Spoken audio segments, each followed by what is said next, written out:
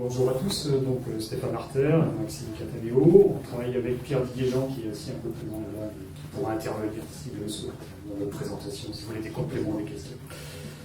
Alors, peut-être on aime bien nous situer un peu les choses avant de parler du sujet. Voilà, situer la collectivité. Donc Nancy, une ville de 107 500 habitants, avec 1501 hectares, on est fiers de notre hectare supplémentaire, en territoire, et 239 hectares d'espace de nature en ville. Je ne sais plus trop, il faudra qu'on change nos diapos. L'espace vert, c'est un peu trop limitatif pour moi, surtout quand on va parler de biodiversité, de défense du patrimoine naturel sur Nancy.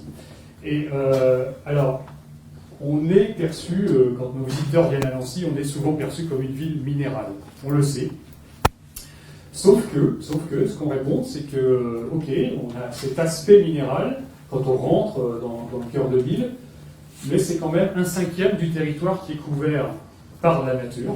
Donc on a 239 hectares d'espace naturel à Nancy. Et ça, c'est très important parce qu'une fois qu'on a pris le pli d'aller chercher un peu ces espaces, on se retrouve dans cette nature immergée dans le centre, dans l'hypercentre de Nancy. Et puis, je vous le montre tout de suite, je ne sais pas si j'ai un pointeur, mais ici, on a le fameux parc de la Pépinière dont on va vous parler tout à l'heure, et qui, alors lui, est situé en plein centre-ville. Pour ceux qui connaissent Nancy, la place Stanislas, c'est notre espace, les gens de Dijon qui sont juste ici, donc ils sont venus nous voir récemment, et donc en plein centre de la ville, on a la place Stanislas, classée au patrimoine mondial de l'UNESCO, mais juste à côté, ce parc de 21 hectares. Et ça, c'est une chance incroyable en termes de nature en ville, mais aussi en termes on en parlera tout à l'heure, en termes de communication. Alors je pourrais vous citer d'autres chiffres, 15 000 arbres, on a 145 hectares d'espace de nature, style parc, jardin, square, et donc le complément est fait d'espace privé. Mais je voudrais plutôt vous aller directement au sujet sur l'engagement durable, pour vous dire que le label Éco-Jardin, c'est quelque part l'aboutissement, en tout cas une étape, d'une démarche qu'on a engagée dès les années 2000, en passant en protection biologique intégrée dans nos serres. Ça a été un des marqueurs de notre engagement. On est passé aussi au zéro phyto en 2005. Ça, c'était aussi un engagement assez fort à l'époque. Il faut le rappeler, il y avait peu de villes qui s'engageaient dès 2005 à supprimer complètement les produits phytosanitaires dans la gestion de nos espaces de nature. C'était un engagement fort que Pierre a pris.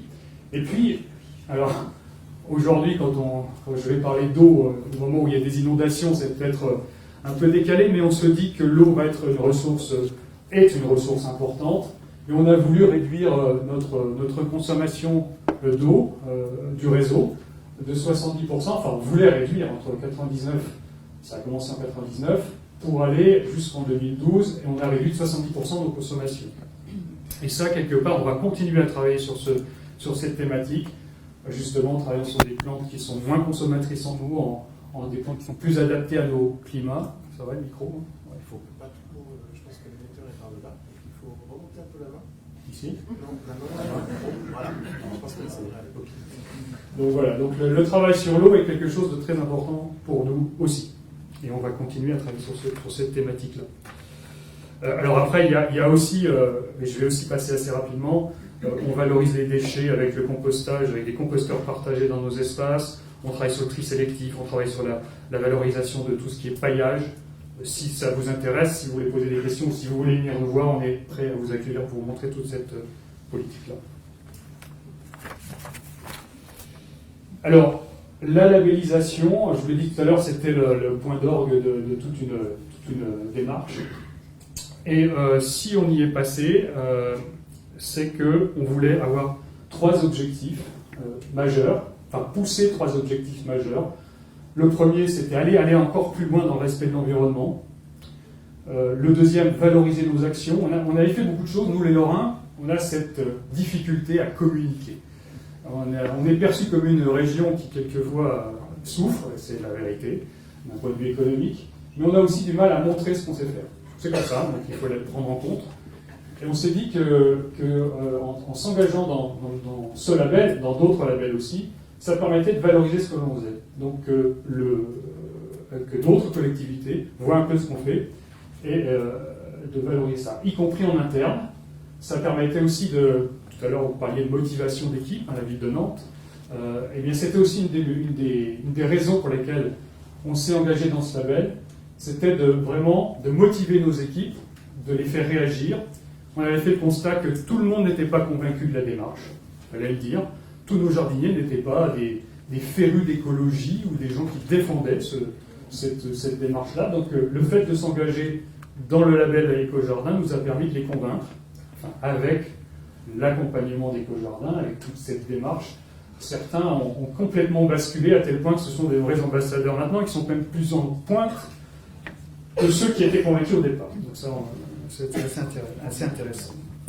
Et puis, il y avait aussi une partie, je tiens à le souligner aujourd'hui, parce que dans la présentation, on a vu que vous insistiez sur la communication, et ça nous semble essentiel. C'est-à-dire que faire savoir ce que l'on fait, communiquer, y compris auprès du grand public, cette démarche-là, c'est pas simple, parce que c'est assez technique. Et donc, trouver les mots pour faire que le public soit convaincu de ce qu'on fait, pour après dupliquer dans son espace privatif ces bonnes méthodes. Ça aussi, à Nancy, on essaye vous le verrez plus loin, on essaye à travers l'événementiel de sensibiliser, y compris en allant sur des territoires qui ne sont pas les nôtres, aller chercher au niveau culturel, au niveau artistique, des gens qui sont des médiateurs et qui nous permettent de convaincre le public. Seul, on n'y arrivera pas. Dans les grands enjeux écologiques, on le sait, il faut impliquer tout le monde. C'est un enjeu, on y arrive. On a des petites recettes quelque part pour que ça marche. On vous l'expliquera tout à l'heure.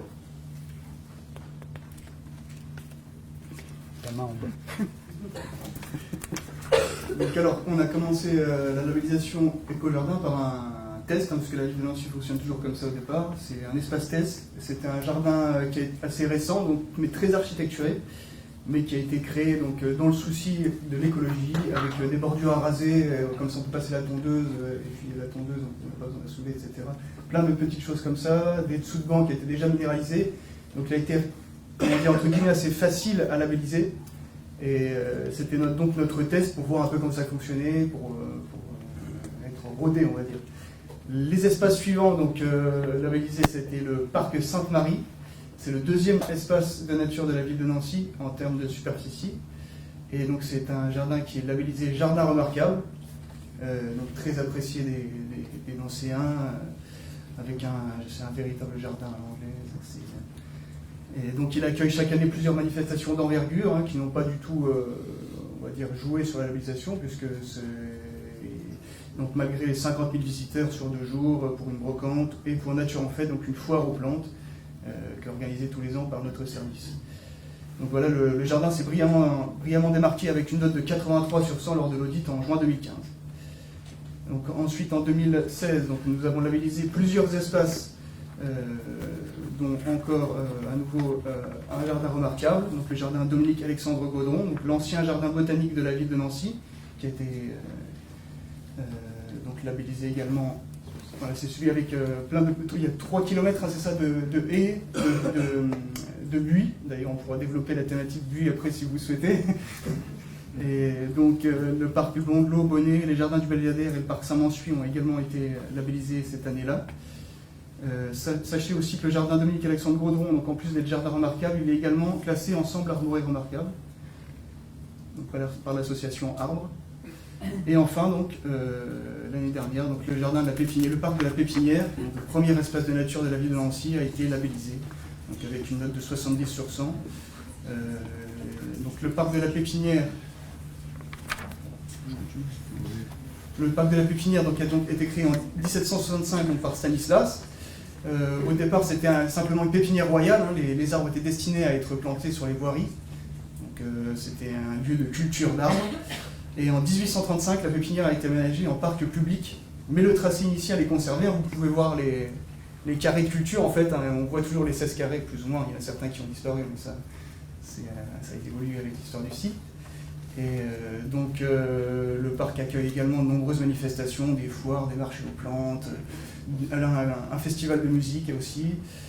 Et donc c'est un site inscrit, hein, donc en plein secteur sauvegardé. Et il n'a pas pu malheureusement être classé jardin remarquable parce qu'il y a des manèges qui sont présents toute l'année, donc en continu sur le site, et c'est uniquement pour cette raison qu'il n'a pas été classé jardin remarquable. Et donc,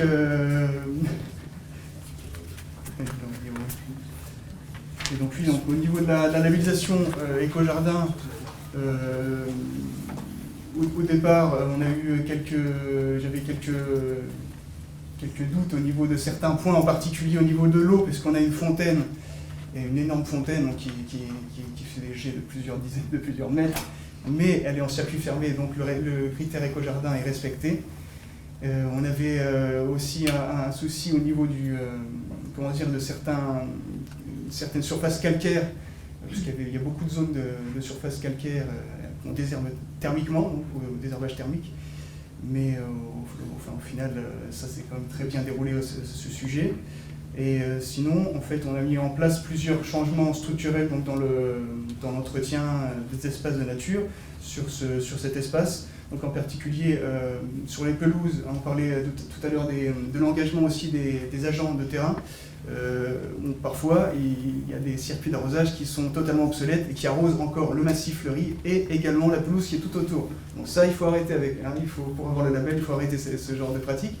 Mais parfois, justement, les informations ne remontent pas, ou alors on n'a pas fait attention que tel piccolo arrosait également la pelouse toute l'année, ce qui n'est pas bien. Donc il faut, c'est simplement ce genre de petits détails qu'il y a eu à régler sur le parc de la Pépinière, des changements dans les circuits d'arrosage, des déplacements de corbeilles qui s'étaient situés dans le gazon, on les a simplement déplacés sur la côté des bancs, donc dans les allées.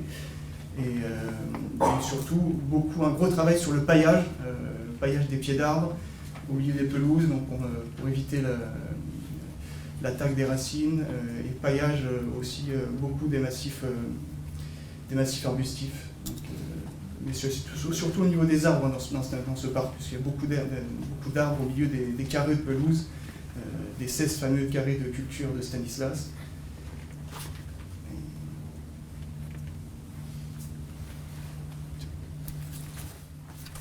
Alors, pour rentrer aussi dans la thématique, il faut qu'on arrête. Conclure. Alors, on conclut là-dessus. Ce serait une bonne conclusion. La conclusion, c'était sur un espace, le sujet c'est l'espace labellisé et patrimoine. Et donc à Nancy, on a réfléchi, quand on a réfléchi à la labellisation du parc de la Pépinière, je me souviens d'une discussion avec Francis Salé, que vous connaissez tous je pense, et qui m'alertait sur la gestion écologique des arbres dans le parc. Avec toutes ces difficultés, si on supprime par exemple un alignement, ou si on est obligé d'abattre certains arbres, qu'est-ce que ça a comme impact ? Et nous, on a l'exemple là, c'est pratiquement le contraire, c'est-à-dire que on a, grâce au label Éco-Jardin, je pense qu'il faut tirer un coup de chapeau au label parce que ça nous aide énormément en termes de communication, d'explication.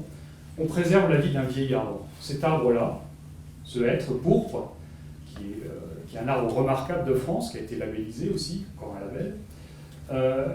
Et aujourd'hui, à quelques jours, on va dire, d'un festival de l'arbre qu'on a fait au mois de juin, est réputé dangereux. Et les experts viennent et nous disent attention, il faut arrêter, on ne peut plus laisser le public passer en dessous. Il est devenu dangereux. Et qu'est-ce qu'on fait ? D'abord, quelques années avant, on a déplacé une allée qui passait au pied de ce hêtre. Vous savez que le hêtre est sensible au niveau de son système racinaire, et donc on a déplacé une allée, et là on a carrément, juste en juin, préservé cet arbre, dessiner un périmètre avec des petites ganivelles, des petites barrières qui retiennent les dunes, vous savez, sur les rivages. Et là, on a dessiné un périmètre, tout le périmètre où l'arbre peut tomber. Ça, mine de rien, dans un espace historique, avec toute la fréquentation, des joggeurs qui passent à côté, on déplace l'allée des joggeurs, on repaille l'allée des joggeurs. Je peux vous dire qu'au départ, on n'a pas réfléchi longtemps, on a dit il faut le faire, il faut s'engager, on est engagé dans cette démarche. Il faut faire comprendre, y compris au public, mais aussi au maire. Voilà, monsieur le maire, cet arbre, vous savez que ça fait partie du patrimoine, mais il a aussi un rôle écologique. Et donc, pour préserver ce rôle écologique majeur des vieux arbres, ça aussi Francis Salé en parle très bien, il faut le préserver. Voilà, il y avait d'autres choses à dire, mais je pense que ça ça marque justement notre engagement. On a fait de la com aussi, on a expliqué au public. On a fait un concert près de cet arbre, enfin, pas tout près, puisqu'on n'avait plus le droit de s'approcher, mais on a fait intervenir un artiste. Ça aussi, là-dessus, allez-y, enfin, je pense que c'est pas un conseil, mais en tout cas, faites intervenir des artistes, faites intervenir des gens qui travaillent dans un autre domaine que vous pour parler de cet arbre. Sur la finitude de l'arbre, ça nous permet de calmer quelque part une réaction épidermique, émotionnelle, quand l'arbre est abattu. En ville, on est obligé de le faire de temps en temps. Et c'est chaque fois un drame. Et là, en faisant travailler ces artistes, on permet de préparer justement cet événement, la finitude d'un arbre comme la finitude d'un homme. Ça, il faut en prendre. Voilà. Je ne vais pas me terminer là-dessus, mais en tout cas, c'était notre engagement.